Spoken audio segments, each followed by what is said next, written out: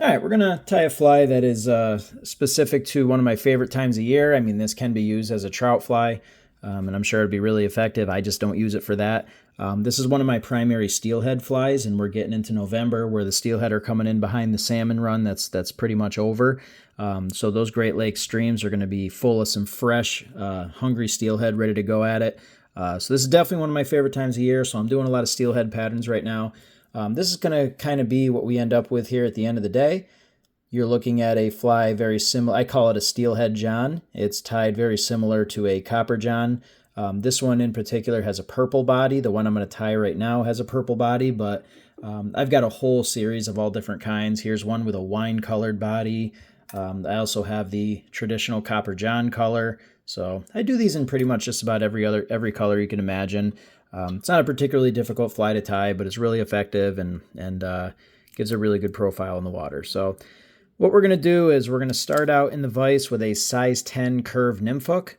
This is a J20H. This is from J Stocker. They make my favorite nymph hook. It's very, very similar to the old Dairiki curved nymph hooks, but I can't find those anymore. So the J Stocker ones are pretty close. We've got a firehole stone matte black bead and some extra lead-free weight underneath. So we're going to get our thread started here behind the weighted underbody. And what I'm going to use is some black UTC 70. The thread you use doesn't specifically have to be UTC, but try to make it a flat thread. Flat threads are good for Copper Johns because you get that nice, smooth, uniform underbody, and that's what helps you get a really, really nice, smooth wrap of your wire.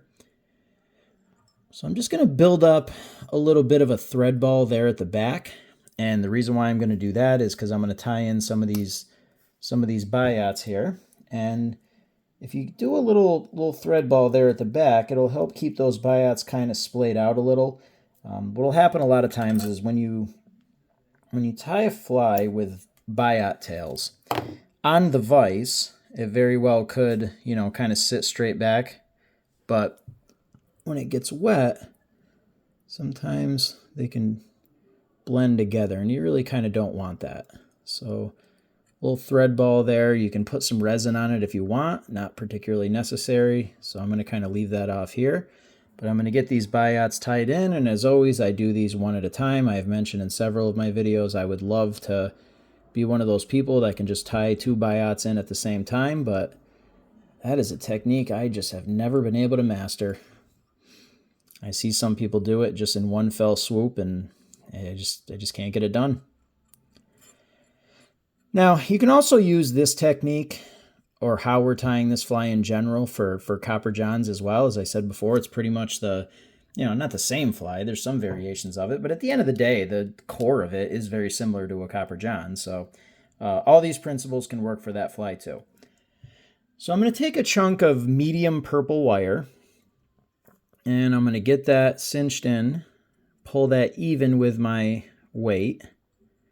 And what I'm going to do is I'm going to go down about 1/3 of the way. Then I'm going to double my thread back. And this is really just going to build up a nice little taper there, so we have a nice shape to the body. But what's going to happen when you do that is, I'm not sure if the camera will pick this up, but see the thread hanging off the hook, how you can see the width of it? That's the flatness of the thread. The more you wind that around the hook, the more that thread is going to twist and get tangled up on itself. The more it twists up, the more it's going to take the shape and the profile of a round thread. And you kind of don't want that to happen. So I just took a bunch of wraps. Now if I hang my thread, see how it doesn't have that width anymore? And the reason why is because the thread is all tangled. So if you were to look down here, my bobbin right now is spinning it on its own counterclockwise. So I'm just going to give it a little push, give it a spin to untwist all of that thread. I went a little bit far. So you want to spin your bobbin until you see that part right there where the thread meets the hook. You want to see that open up a little bit and become flat again. And it's kind of important when you do that with a Copper John, because if you don't have that nice smooth underbody, that's where you'll get that body where, you kind of see the wire all over the place. So get that flat again. And now we'll come all the way down to the biots. Get a nice tight wrap there. And make your way back up to the front. Make sure those are nice touching wraps. And once you have a smooth underbody, let's take a firm wrap around the back. Make sure my second wrap is touching. And now we're just going to work our wire all the way up our body.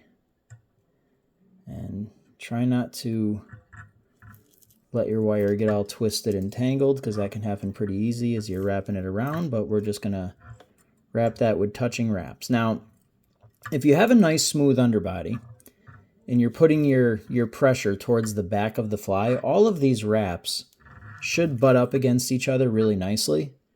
But if you start to get gaps and it starts to not lay the way you want it, you could just take the point of your scissors and just push it and tighten it. It's not ideal because it takes a little bit longer to get the body done, but you know, if you want to accomplish that look, then you're good to go. Now, of course, you know, the fish aren't going to mind if there's a gap in your wire, but as always, if your fly is well tied and you're confident in it, I've always believed that you're going to fish it much better. I'm a big confidence fly guy, so getting that fly to look the way that you want it to look, getting the profile that you're looking for, I think is really important, especially on days where you get skunked. You know, you walk off, if you ever try something new and you get skunked, you walk off the river and you're like, man, well, that technique sucked. You know, you're not blaming it on the fact that the fish just weren't on that day. But if you're fishing a confidence fly, a fly that you know you've had some success with, you might walk off the river just saying, hey, you know, it wasn't my day. So now that we've got that all wrapped, let's get a couple of firm thread wraps here, get that locked in. And you can get that off just by helicoptering that out of the way. There we go. Let's tighten that up. Okay, so you got your choice of a lot of different things with this fly. As I said in the beginning, the wire color, you can switch that up. You can go all kinds of different colors. You can also do different things with the Thorax. I'm going to kind of go with what I know I have found to be successful and what's been good for me. But you can change up the color, you can change up the material, you can do flash, no flash, all kinds of different things.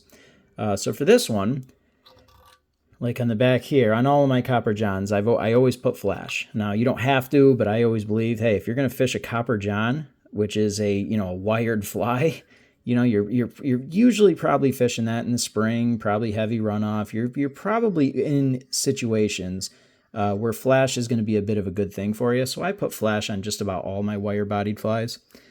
So we'll do that here too. Next order of business is some black kileys nymph skins. Some black Swiss straw would work as well. The Swiss straw will add a little bit more bulk to your thorax area. But I like the nymph skins. So we're going to use that. We'll get that tied in and get that all the way back to where we finished our wire. Okay. Now we got two things that we got to tie in here. The first thing that I'm going to do is I'm going to pull my thread down and then loop it back up and create a dubbing loop. And I'm going to wrap that dubbing loop all the way back to the beginning of my thorax.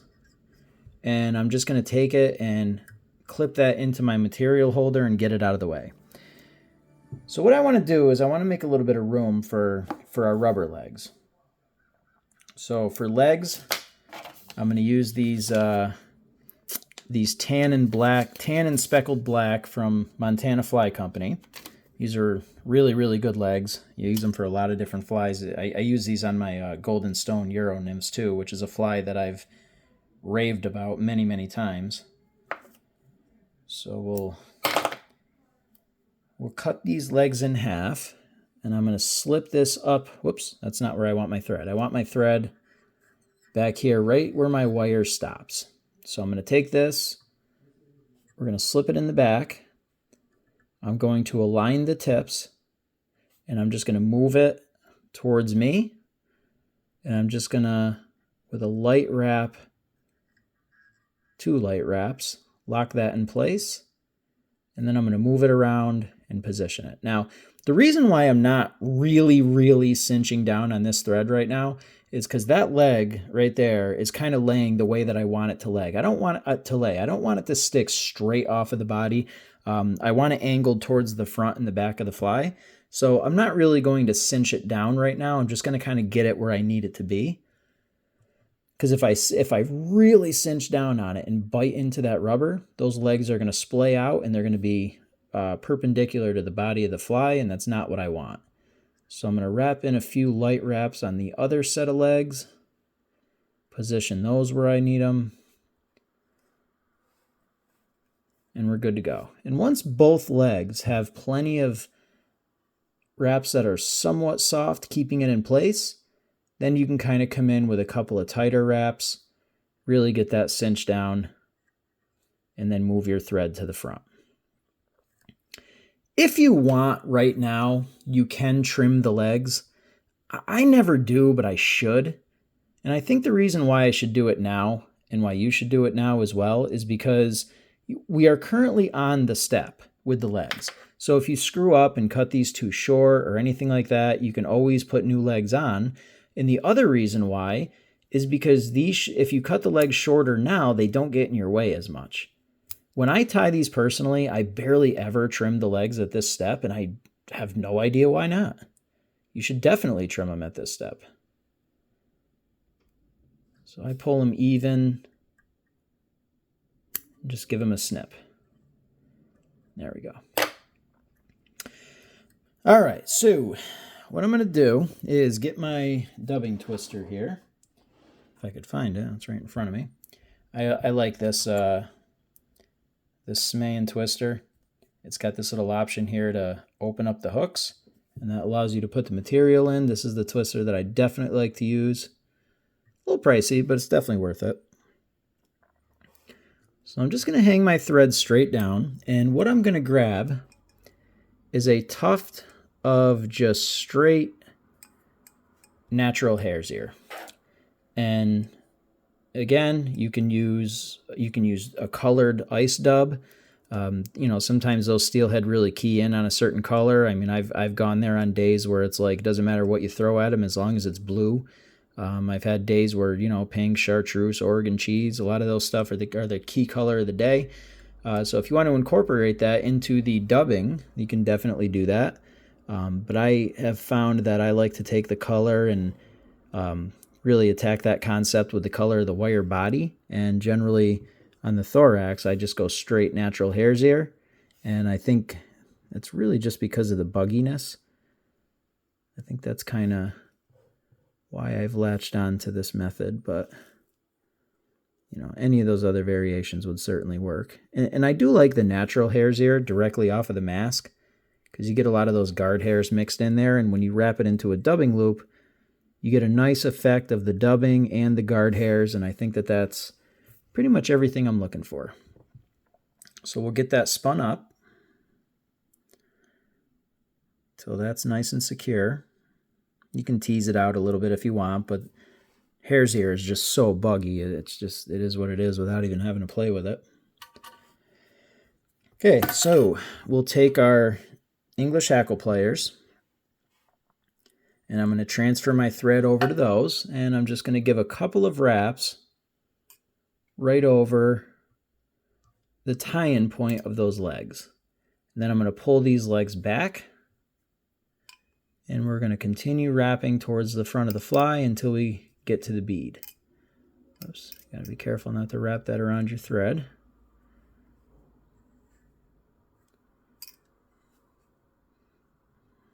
Or grab the leg. And just get that wrapped all the way to the front. And then once you're there, bring your regular thread in and get that locked in.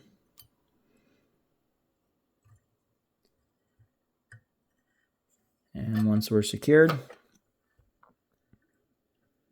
get that right out of there. Okay, so you don't really need to do any teasing or anything. You can see the bugginess of it right now. What I like to do is I like to just kind of separate it from the top and, you know, try to force it back and down so that it doesn't crowd the bead.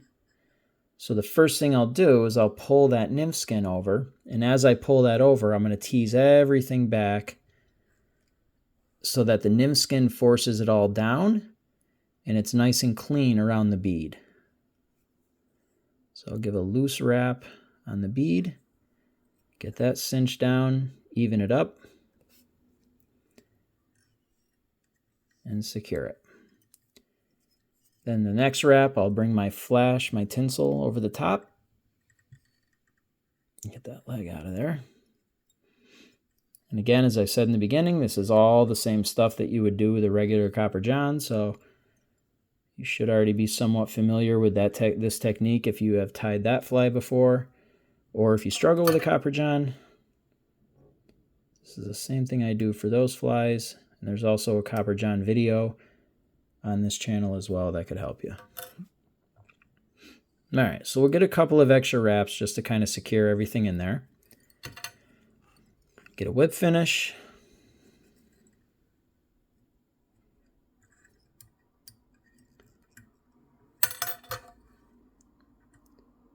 Okay, so we'll make sure we got a long fiber there. Let's get that matted down. I don't want too much on top because the final step is going to be a little dab of this Steelhead thick hard resin. So we're going to come in here with our spout. We're going to get that going in the back. I want to get that little transition from the wire to the thorax filled in. And then I'm going to bring that to the front till it covers the bead. And then that's pretty much it. We can slide some of that around a little bit. It'll take the shape that we want. Get it kind of centered. And let it sit until it forms. And that'll do. Last thing, pretty simple. I'm going to zap it with my torch. This is my Steelhead torch. I've got a bunch of torches here that I've used over the years, but I'll tell you, I spent a couple extra bucks and I got this Steelhead one. It's got a little extra power to it, and it definitely makes a difference. Cures these things up rock hard. I mean, I do still sit them in the windowsill just because that's what I've always done. You don't really have to with this, but it definitely does help. I got a window right here to my left, and I just put them on a little cut off of a pool noodle. I just take this pool noodle here that I cut off, and I clip them on there, put them right in the windowsill. And even though that's cured up rock solid, no problem, you put them in the windowsill overnight and let them sit until you tie again, and they're good to go. So that is it. That is a Steelhead John, as I call it. Very, very straightforward in terms of its technique, very similar to a Copper John, but really effective and really versatile too. You can switch up a lot of different things. Obviously, you can do different color wire, do different things in the thorax, all kinds of different things to match whatever you think is the situation of the day. I've done all kinds of different things. I've even wrapped some of this. I got even right here. It's like this ecstasy type. I got all kinds of crap in it, but I've even wrapped some of this ecstasy material onto the thorax. Trimmed it up a little bit and have done pretty well with that, but just the straight hares here for that buggy look, that's been my go-to, and that's done really well for me. So tie a few of these up. I think you'll see a big difference in productivity. So if you have any questions or anything, just put them right in the comments. Be more than happy to answer anything.